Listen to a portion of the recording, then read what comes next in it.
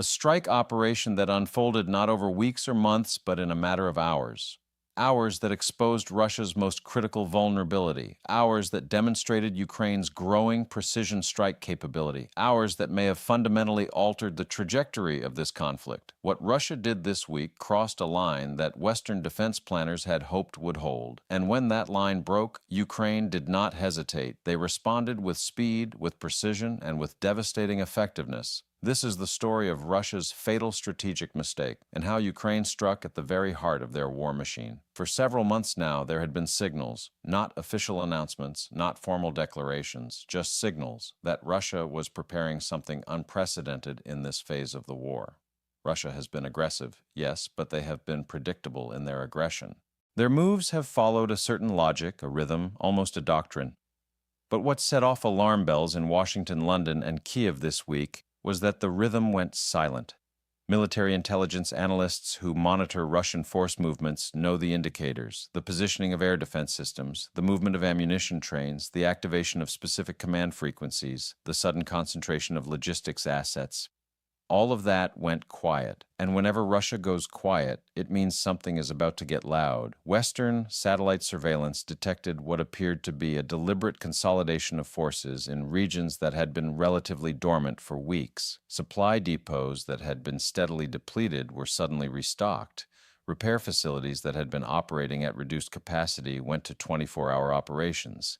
Something was being prepared, something significant. The question intelligence agencies were asking was not whether Russia would act, but when, and whether Ukraine would have enough warning to respond. Early Tuesday morning, NATO intelligence assets detected what they described as a significant realignment of Russian strategic assets, including the movement of mobile command units that had not been repositioned in over 14 months. These are the kinds of assets that Russia only deploys when they are signaling something very specific, a major offensive push, a strategic repositioning for the winter campaign, or preparation for a dramatic escalation in targeting civilian infrastructure. Ukrainian military intelligence didn't know which category this fell into, or whether it fell into all three at once. But what they did know was that Russia was changing its posture. And when a military force of Russia's size shifts posture without explanation, even by small degrees, every intelligence agency in the Western alliance pays attention. The movement was centered around three key regions: Kursk, Belgorod, and a previously unmonitored facility in Voronezh Oblast that had been designated as a secondary logistics hub in captured Russian planning documents. But secondary was clearly a misnomer. Satellite imagery revealed a facility far larger than previously assessed, with recent construction indicating expansion of fuel storage, ammunition handling, and what appeared to be a hardened command bunker. Russia had been building something, and now they were preparing to use it. The warning issued by U.S. European Command tonight was not normal. It was not routine. It was not symbolic. It was urgent. Pentagon officials, after emergency briefings, described Russia's move as concerning, destabilizing, and perhaps most importantly, indicative of a significant shift in Russian tactical doctrine. That last phrase is critical. When military planners talk about doctrinal shifts, they're not talking about minor adjustments. They're talking about fundamental changes in how a military force intends to fight. Russia's apparent strategy was clear: consolidate overwhelming force, establish redundant supply lines, and launch a renewed offensive before the spring thaw made large-scale ground operations difficult.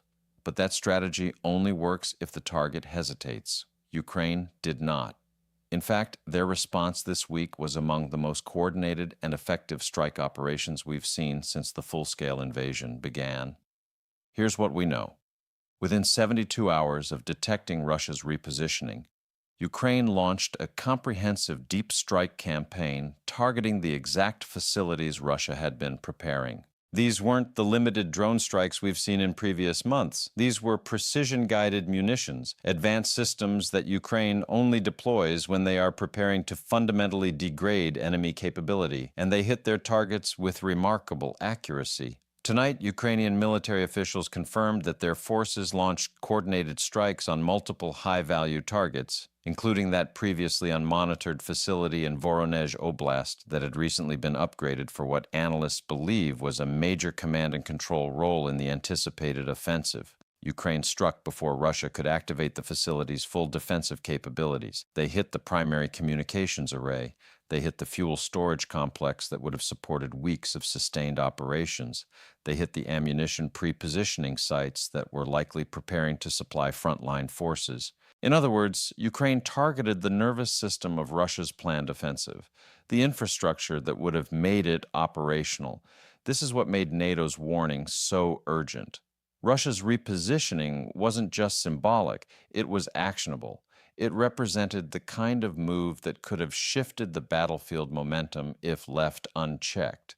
And Ukraine, understanding that fully, responded with force, not recklessly, not impulsively, but strategically. They didn't waste munitions on dispersed targets. They didn't strike at hardened defensive positions with minimal strategic value. They hit logistics. They hit communications. They hit the connective tissue that holds a modern military offensive together. Military experts analyzing the initial damage assessments have described the strikes as surgically effective, a term not used lightly when discussing operations of this scale. And here's where the story becomes even more significant. Intelligence analysts now believe that Russia's latest repositioning was designed to test the responsiveness of Ukrainian strike capabilities after months of ammunition shortages and Western delivery delays. Russia wanted to see whether Ukraine would hesitate, whether they would conserve precious long-range munitions, whether the supply constraints that had limited operations in previous months would create an opening. But instead, the opposite happened. Ukraine didn't hesitate. They launched a strike operation that was so rapid, so precise, that even Russian military bloggers, typically dismissive of Ukrainian capabilities, acknowledged the damage. You don't get Russia's attention easily. But this week, Ukraine did. Defense analysts speaking with Western media under anonymity described Russia's repositioning as probing, a way to gauge Western commitment and Ukrainian capability before committing to a larger operation. But Ukraine proved this week that they remain both capable and determined. Their strikes were not only accurate, they were timed so precisely that Russian air defenses, despite being on heightened alert, failed to intercept the majority of incoming munitions. That timing matters because it shows intelligence penetration. It shows that Ukraine is not simply reacting to Russian movements. They are anticipating them. They are inside Russia's decision-making cycle in ways that Moscow clearly did not expect. As reports continued coming in throughout the week, we learned more about the scale of Ukraine's response. Ukrainian air defense forces carried out successful interceptions of Russian cruise missiles, forcing Moscow to expend expensive long-range munitions with minimal impact on Ukrainian military infrastructure. Ukrainian naval drones targeted logistics vessels in the Black Sea that had been repositioned in the last 72 hours to support the anticipated offensive. Ukrainian Special Operations Forces operating deep behind Russian lines reportedly disrupted rail infrastructure used by Russia to move heavy equipment toward the front. This wasn't just tactical success. This wasn't just operational achievement. This was strategic disruption. This was battlefield shaping. And battlefield shaping is the one thing Russia has struggled to maintain since the failed assault on Kyiv in the opening weeks of the war. For every advance they have made, Ukraine has countered with something that complicates Russia's ability to sustain that advance. For every force concentration Russia has achieved, Ukraine has found ways to degrade the logistics that keep those forces fighting. This pattern has not changed. If anything, it has intensified. Remember, Russia thought this would be over in 3 days. They thought Ukrainian resistance would collapse under the weight of overwhelming force. They thought Western support would be symbolic rather than substantial. They thought the Ukrainian population would accept occupation rather than fight. But tonight, the exact opposite is happening. Ukrainian resistance has not weakened. It has adapted and evolved. Western support, despite domestic political challenges, continues to flow, and the Ukrainian population remains committed to a level that Russian planners clearly never anticipated. This is the context that makes Russia's latest strategic miscalculation so significant. They are not facing the enemy they plan to fight. They are facing something far more resilient, far more adaptive, and far more dangerous to their long-term objectives. What makes this moment so critical and so volatile is that Russia's latest move happened at a time when Vladimir Putin is under extraordinary domestic pressure. Military hardliners want more aggressive action, faster results, and no compromise with the West. Economic pragmatists want stabilization, an end to the drain of resources, and some path to sanctions relief. Regional governors want their conscripted populations returned and their local economies restored.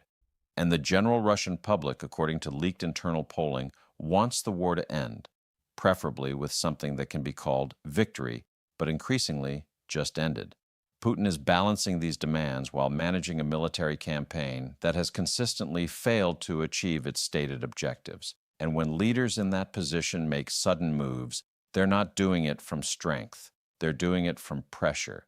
They're doing it from vulnerability. This is why the repositioning was so concerning. It suggested desperation rather than confidence. It suggested a leader searching for something, anything, that could be presented as momentum. NATO's emergency assessment, now distributed to all alliance members, was designed to signal that the Western alliance is not willing to allow Russian escalation to go unanswered. Alliance officials said plainly that Russia's repositioning was inconsistent with any pathway toward de-escalation or meaningful diplomatic engagement. That is diplomatic language for, we see what you're doing and we're not going to let it happen. You don't usually hear that tone from NATO headquarters unless something serious is at stake.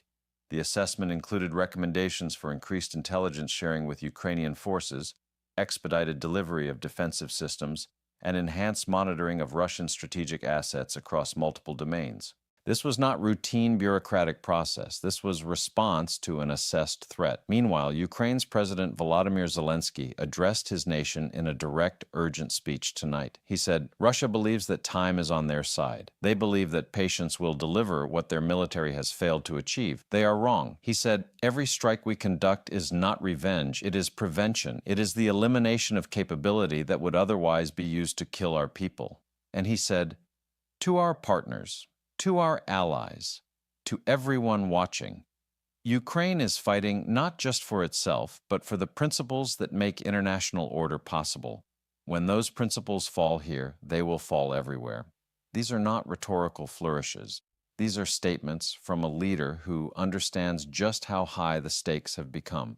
Zelensky knows that the window of maximum Western support may not remain open indefinitely. He knows that every success must be demonstrated, documented, and communicated to maintain the coalition of support that Ukraine depends upon. Tonight's speech was calibrated for multiple audiences, his own population, his Western partners, and the watching world. Here's what makes the situation even more concerning. Russia's repositioning wasn't isolated. Along with the movement of ground forces, Russian naval assets also repositioned in the Black Sea, adopting more aggressive patrol patterns.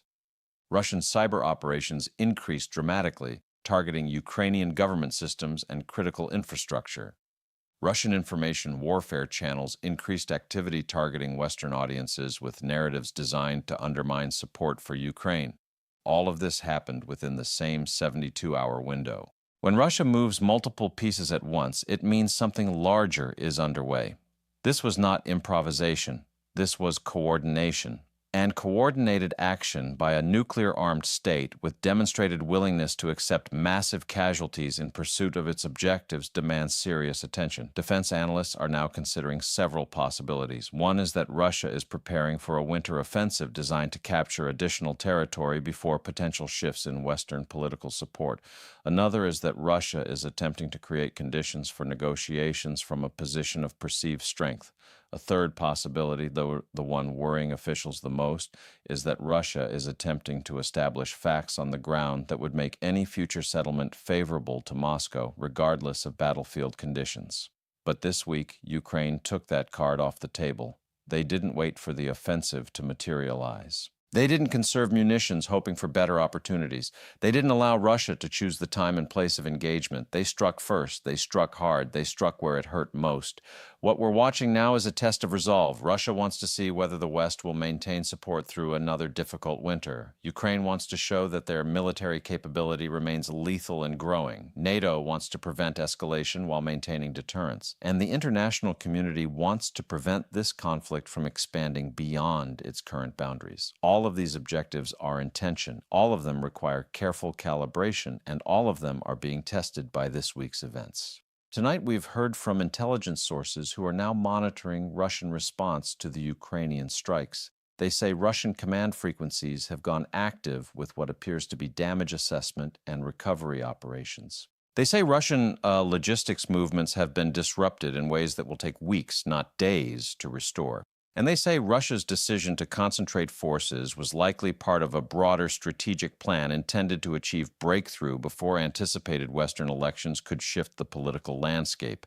But Ukraine is not backing down. In fact, Ukraine is pressing the advantage. Their response this week, rapid, precise, and devastatingly effective, sent a message to Moscow that the cost of aggression will continue to rise. And it sent a message to the West that investment in Ukrainian defense capability produces results. As the weeks ahead unfold, we expect more details to emerge about what exactly Russia hoped to achieve with this repositioning. But what we do know is that NATO's rapid assessment was timely. It provided intelligence that Ukrainian forces could act upon. It signaled alliance unity at a moment when Russia was clearly probing for weakness. And it reinforced the message that Western commitment to Ukrainian sovereignty remains firm. What happens next will depend on what Russia does in the next 30 days. If they escalate further, this moment will be remembered as a turning point toward a more dangerous phase of the conflict. If they reassess and pull back, Ukraine and the West have already shown they are prepared. They have shown they are watching. They have shown they are ready to respond.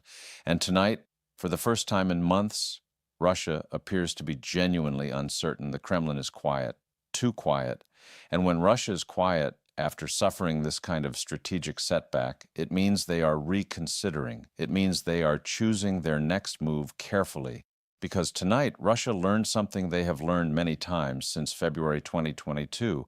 Ukraine will not break. Western resolve remains stronger than Moscow calculated. And every attempt to deliver a decisive blow has been met with a response that raises the cost of Russian aggression. This story is far from over. But tonight, one thing is clear. Russia's fatal mistake has been exposed. Ukraine has struck at the heart of their war machine, and the Kremlin is now facing a reality they never planned for, a war they cannot win and cannot afford to lose. And we will be here watching every detail as the next phase of this historic conflict unfolds.